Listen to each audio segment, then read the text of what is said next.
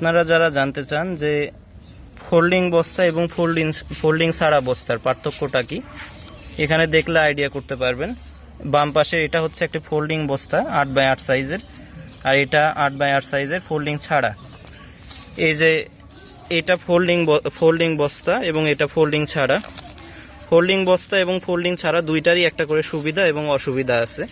Folding বস্তাগুলো সাধারণত একটু লম্বাটে টাইপের হয়ে আসে, অন্যদিকে ফোল্ডিং ছাড়া এইগুলো অনেকটা গোল হয়ে আসে এবং একটু কম লম্বাটে হয়। আর ফোল্ডিং সহ যেগুলো, সেটার সুবিধাটা হইল এটা আলাদা করে হাত দিয়ে কোনাটা ভাঙতে হয় না। এই যে মাটি ঢালার সাথে অটোমেটিক্যালি এটা গোল হয়ে আসে। অন্যদিকে যেটা ফোল্ডিং ছাড়া, এটা অটোমেটিক্যালি গোল হয় না, কোনাটা ভাঙতে হয়। এটা একটা প্রবলেম। দুইটারই একটু একটা করে সমস্যা এবং সুবিধা আছে, তবে ফোল্ডিং ছাড়া এবং সহ দুই রকম বস্তার দাম একদম সেম।